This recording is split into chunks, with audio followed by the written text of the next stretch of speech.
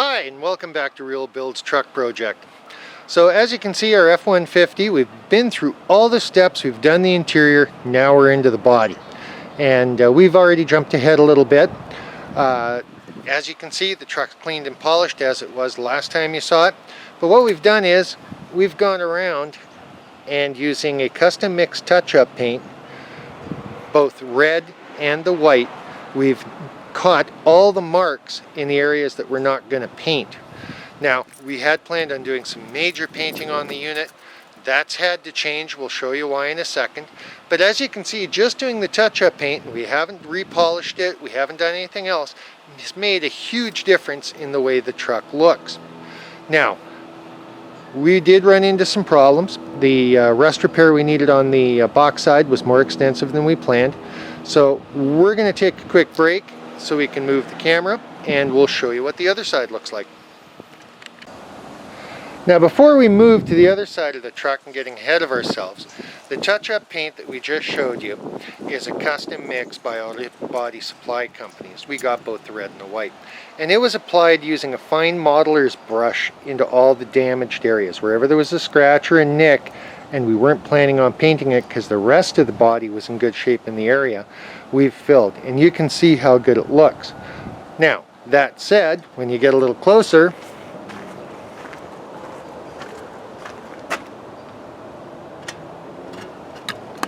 you should be able to see how it does stand out right now.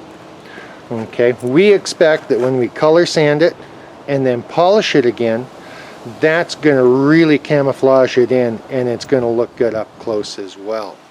So touch-up paint's our friend a lot of times. If you got a panel that's in good shape, you really don't want to paint it, a little bit of touch-up paint and some patience in color sanding and polishing, you can bring it right back to life.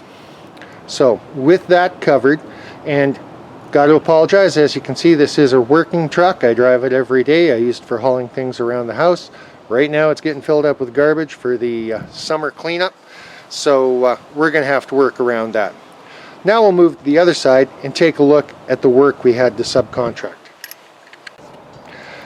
Okay, now here's the box panel. It was badly rusted, and it was a lot worse than we anticipated. Now, we had thought that for around $500 we could get the panel repaired. It ended up being around $900 because of how far the damage had gone when the metal was cut out. Now, if you look closely, you'll see it's been repaired on the outside, but it's also been repaired on the inside. We left that rust too long and it ate away into the intersection.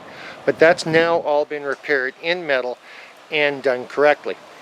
Now, it's a pain. It does put us over budget, but if you catch rust early, get it cut out and properly repaired, it's going to have a really good life and match the rest of the truck. So that's the route we've had to go. Now, it's been done up to the finished stage of bodywork. We still have to finish that off. And you can see, looking at the top and the stripe, it's been gone over like the other side, and all the touch-up paintwork's been done. And you can see in the front section as well. But now we have to deal with this section, and it's probably going to be the hardest part of this job. So we're going to start with it. And we'll start with masking, which we'll get into right away here on Real Builds. Now, bodywork is a real pain, but the better a job you do of the preparation, the better the paint's going to turn out. Now, we're going to be using a color matched paint on this section right down to the lower character line, and below that, so the bottom 6 inches of the truck all the way around, we're going to be sanding and painting in an off-the-shelf red that's pretty close. The reason we're doing that's simple. The lower edge on these trucks always seems to pick up every rock chip in the face of the planet, and we wanted to do something where we could easily color match and keep the rust out of the truck. So that's why we're going that route. So to begin with, we need to get the work area masked off. That's this step. And we'll be using a wide masking tape and a narrow masking tape. Now, take your time. The worst thing you can do at this point in the build is rush. The better you do the preparation, that includes washing it, making sure it's degreased, and then masking and do a good job on the masking, then get into sanding, especially on a panel like this where there isn't much for us to do in terms of body work other than the preparation, is going to give you a better paint job. And we need to start by masking the tape stripes end up. So we'll get started on that, and we do that with a wide masking tape and a narrow masking tape. And we want to be right on those stripes because those stripes are going to hide where we've painted. So go slow, go easy, do a good job, and right now we're going to get the masking done so you can see how it works.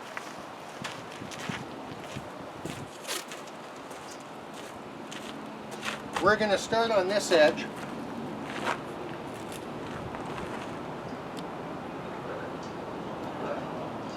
And mask right against the tape stripe. And we're going to get as close to being right on top as we possibly can.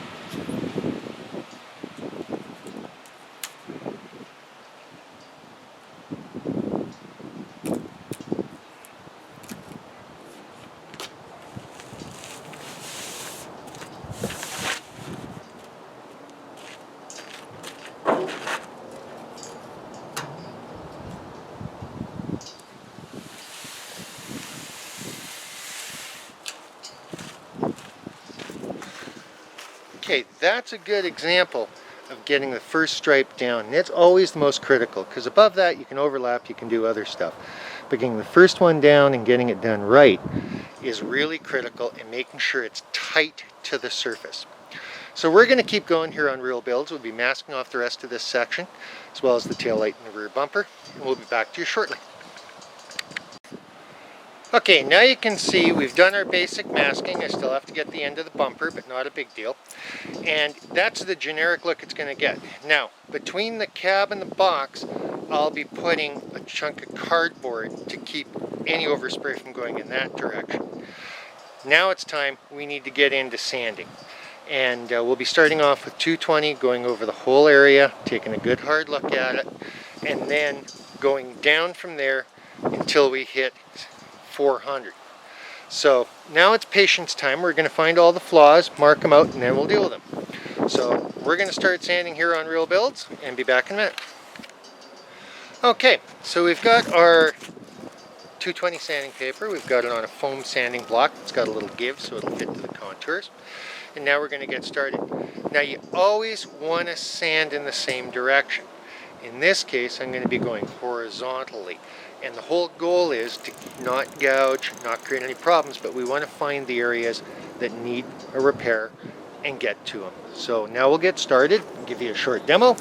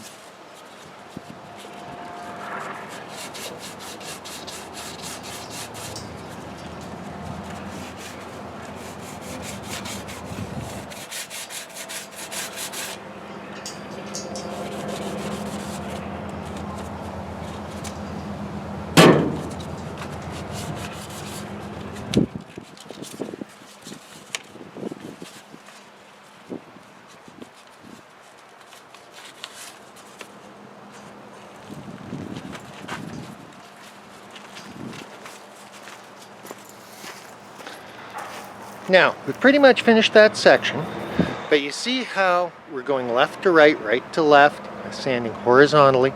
We want to get a good scuff on everything. Open things like the gas cap doors, get sanded in there. If you find rust bubbles or anything like that, sand until you're down to bare metal. We'll go back and prime it.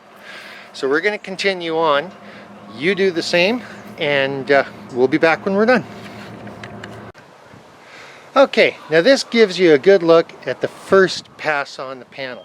Now what we're going to do now is taking a soft cherry towel cloth that's reasonably clean, dust it all off, get the dust off, mask off that bumper end I forgot about, and then we're going to give it a light coat of primer so that we can get a good guide on things and get them protected. Now we've gone all the way to the bottom of the box, even though from the character line down the last 6 inches we're going to be painting a different color, because you might as well do it. You're here already, get it over with. Now we're going to give a quick dust off.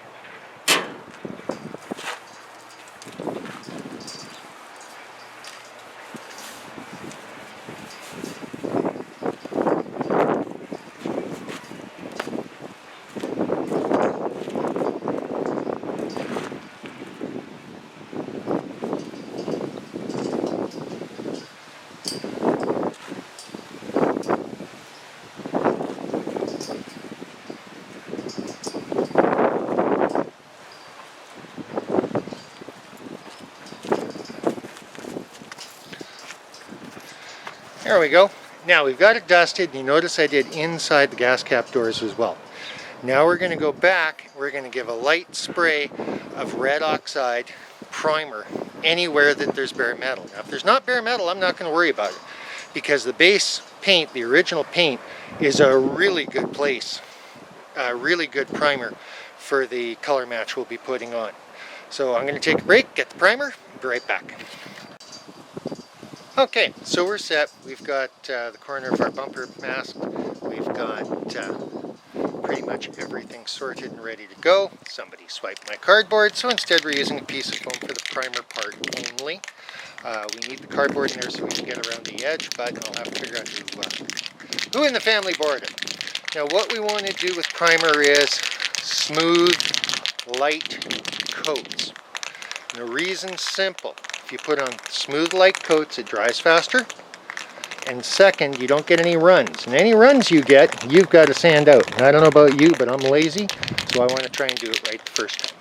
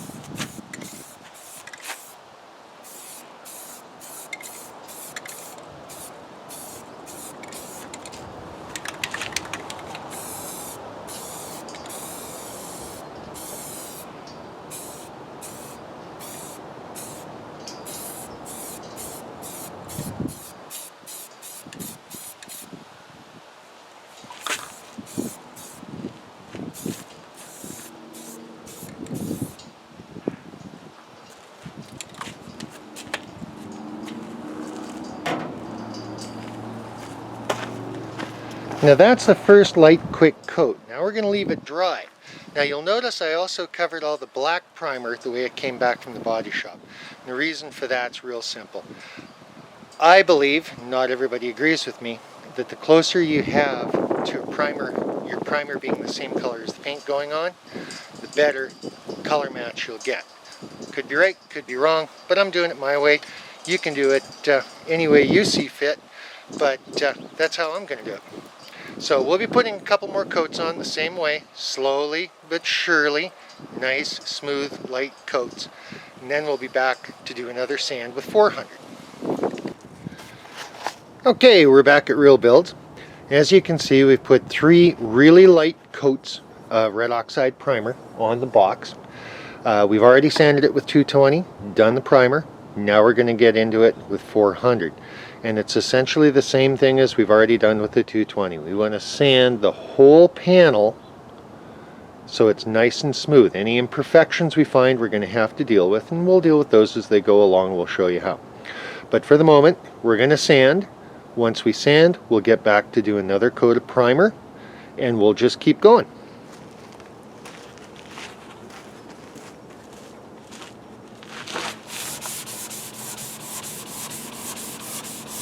Okay, we're back. We've done the first sand. Now what we're going to do is go back. Now what I want you to look at is, you can't always use the sanding block to get into corners, so now you have to use your hand. So you fold up a piece of sandpaper and you work into the corners and the edges. And all along, as we go through, we're looking for imperfections that we have to go back and address. So as I do sand the wheel arch, look how I'm using my hands with the 400 grit sandpaper and getting right into the curves and edges. Now you don't have to press like crazy. Light pressure does the job until you find an imperfection, and then we'll look at how you deal with that.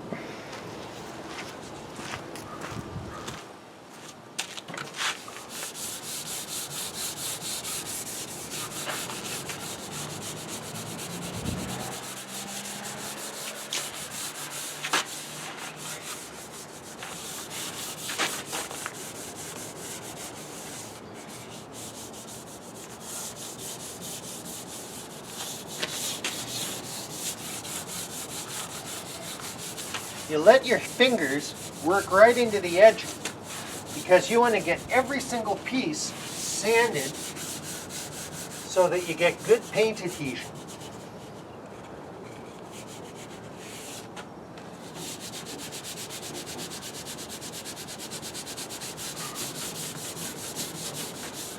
Now, body work and paint are all about preparation. The better a job you do now, the better it's going to turn out. If you slack off, back off, don't take care of the details, that's when you get failures in body work, that's when you get failures in paint and jobs that look like crap. So we're going to keep going here, getting edges and things. When we come back, we'll start to deal with the little imperfections we found.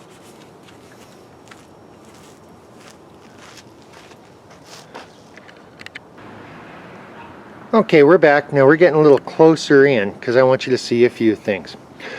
When I talk about imperfections, I'm talking about runs in the primer, and I'm sure you got a couple because I did too.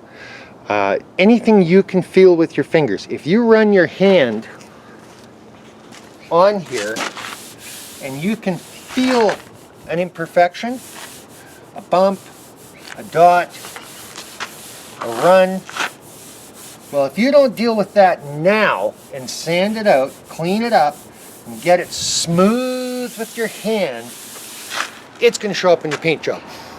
And if it shows up in your paint job, it's not going to look good. So what we need to do is we're going to go back to 220 sandpaper, and we're going to deal with it. So for instance, here.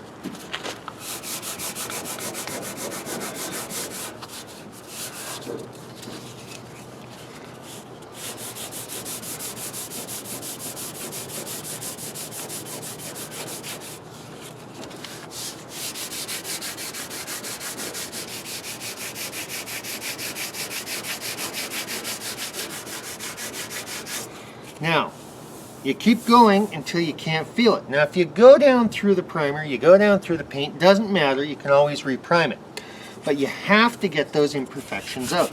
Otherwise, it's just not going to look good. And that's the whole idea of this, is to get us a good-looking vehicle that, while it may never make a mainline car show, if we feel like going up to a Saturday night show and shine, we're not going to look out of place, and we've got something that we're proud to drive. So find those imperfections and just keep working them until you get them gone. For instance, here's a run.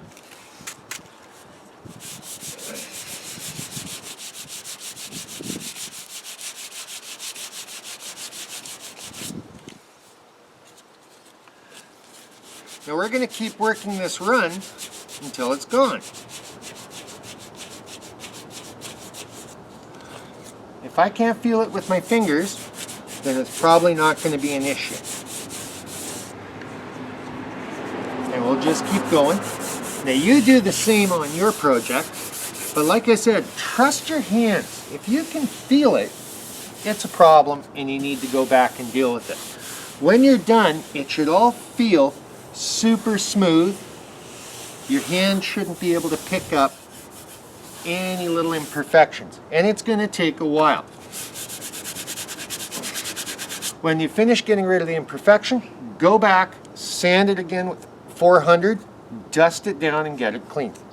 We'll talk to you in a bit here on Real Builds.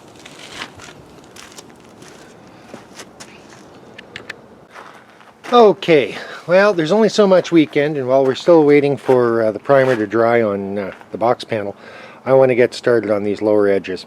Now these are gross. There's no two ways around it. We're going to get out the sander and some 100 grit paper, and we're going to start. All the rust has to go. This isn't optional. You gotta sand it out down to bare metal, prime it, and then paint it. If you don't, it's coming back. It's really that simple. So we're going to get started on that, and we're just going to pull our supplies together and get going. Okay, as you can see, we've gotten started. We've got our little orbital sander, 100 grit paper, and we're working on getting rid of the rust below the masked areas. Now, I'm not joking. You got to get rid of the rust. No matter what we do, our job here in the backyard is never going to be as good as a body shop, but we got to work at it and get the rust, get it down, get it shiny, and just keep going. Okay, we've just finished the first pass with 100 grit on the sander, and I've gone back, and you can see in places like here where I've sanded by hand right down to bare metal. Now I'm going to keep going until that's a complete shiny spot. I'm not kidding. Rust is evil. You can't leave any behind or it'll come back. So you got to get in there and just give her until you get right all the way down to the bare metal. Now here's a good example.